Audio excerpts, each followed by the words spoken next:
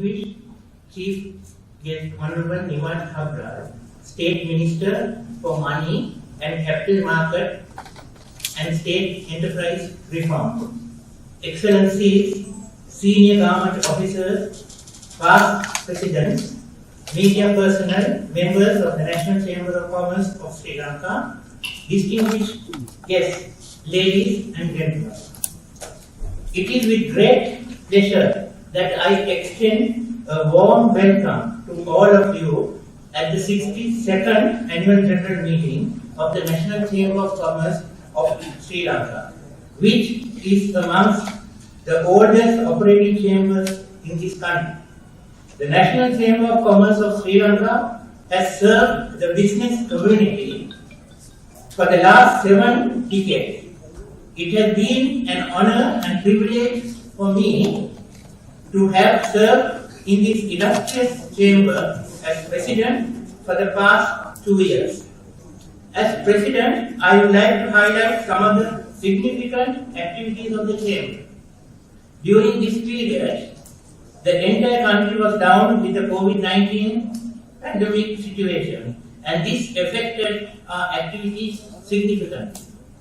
The National Chamber had to limit most of regular activities due to this situation.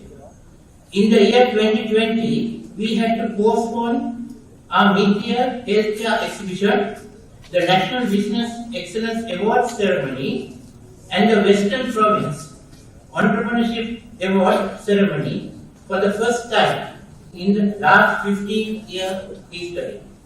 However, we carried out many seminars such as Foreign Exchange Act and New Changes, the seminar on tax amendments, import and export proceedings, etc. Some of these had to be conducted in line with due to the restrictions imposed by the health authorities.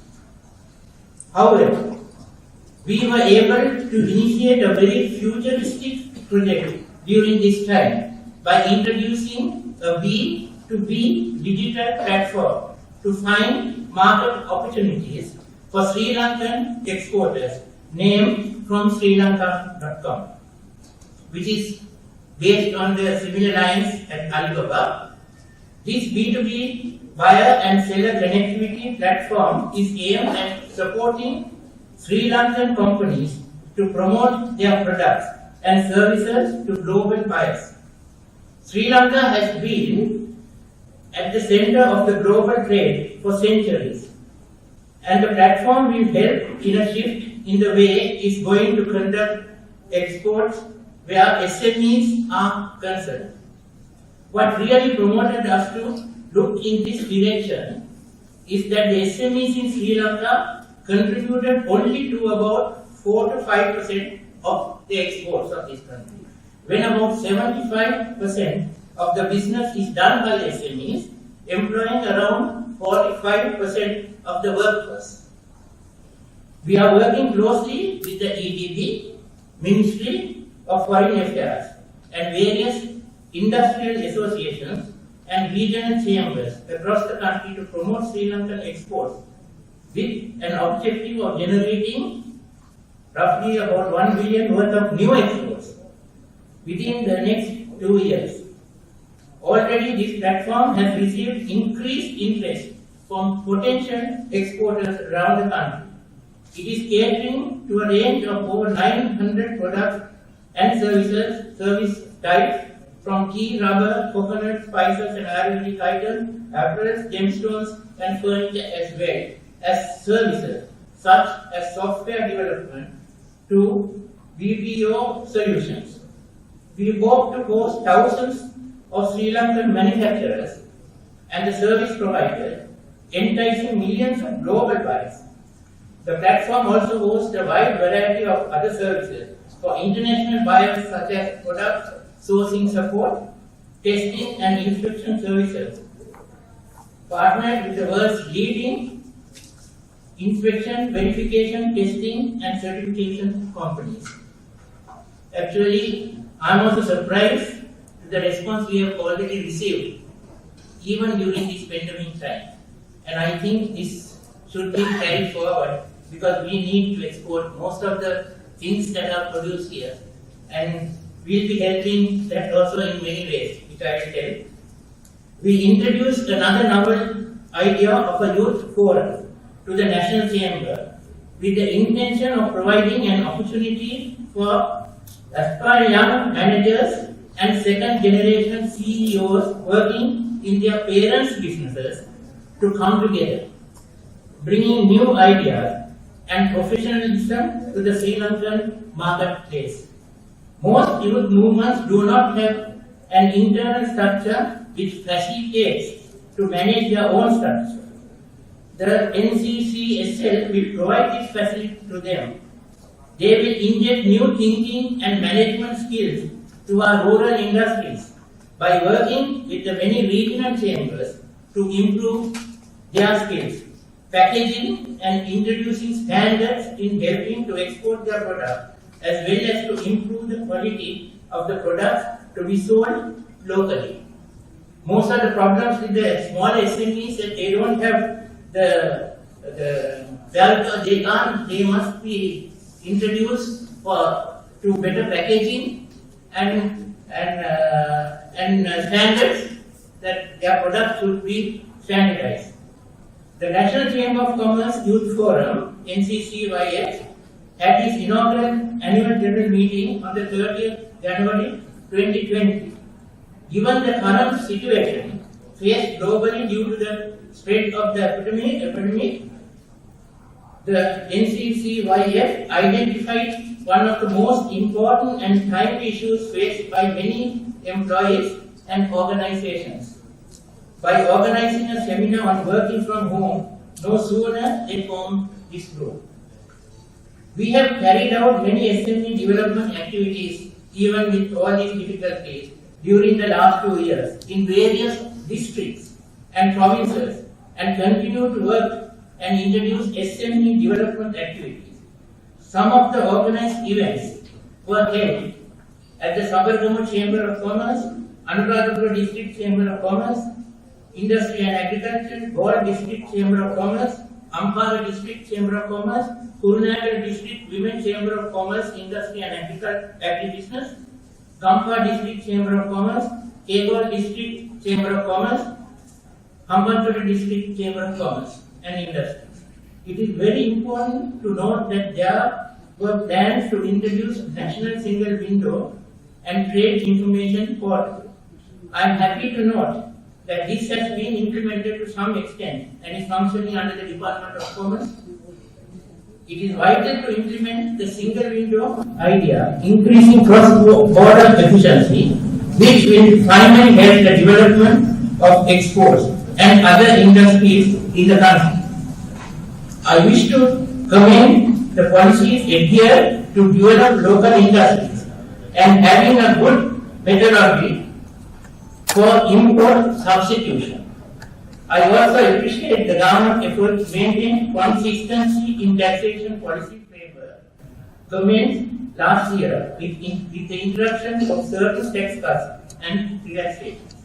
I am happy to note that the proposal reflected under agriculture, local dairy, industry, fisheries, plantation, etc. Together with the wide spectrum of tax exemptions extended by the government would encourage SMEs of Sri Lanka, where the National Chamber has a high level of representation. It is important to note that as a country we need to look at the empowering the skilled workforce with the intention of increasing productivity levels, quality of the output of the local entrepreneurs, which will lead to more business opportunities. Our chamber tend to maintain close relationships with the government bodies, that is the Sri Lankan Export Development Board, Department of Commerce, Ministry of Industry and Commerce, Ministry of Finance, Ministry of Health and other institutions, and is often invited to participate at special meetings and forums on policy matters on trade. Further, the Chamber assists the membership in taking up their business issues with the relevant government authorities and acts on their behalf. to sort out business issues faced by them. One of the most recent issues was the relief requested on the sugar tax issue. We have also initiated a project to write the history of the National Chamber and engage one of our past Secretary Generals to commence work on this project. We have a very proud history, and I think it should be noted down and given to our future generations. We have a proud history in sharing the way of business and commerce of our country in attaining independence in 1948. I was also able to refurbish our premises and facilities to enable us to serve our members better with more facilities and added services. We have requested an additional piece of land from the railways to extend our car parking facilities, which I think will be granted very soon. The National Chamber supports all national issues and new development initiatives, taking a non-political view. We do everything possible to make our members' businesses competitive, productive, and sustainable to play a key role in the development of the economy of Sri Lanka by working with all stakeholders. In conclusion, I would like to thank the government ministries, diplomatic missions, private institutions, and others who helped the Chamber in numerous ways. I extend a special thank you to members of my executive committee who have been so supportive in guiding me and leading many of the initiatives that the chambers have carried out. Their continuous guidance and the drive has made all the difference. I also thank the chamber secretarial staff and all our member companies for their kind support and goodwill extended. Once again, I must say that I am honored to have served as the 33rd president in one of the most respected and highly recognized chambers in this country. And with a sense of pride, I hand over the responsibility to our next president, Mr. Nantika Buddhipala, a respected professional who will carry on the mandate of this chamber. And I offer my congratulations to him. As I step down, I wish the National Chamber of Commerce of Sri Lanka to move ahead from strength to strength in the years to come and attain greater heights. I thank all of you for your presence today and wish you all a pleasant evening. Thank you.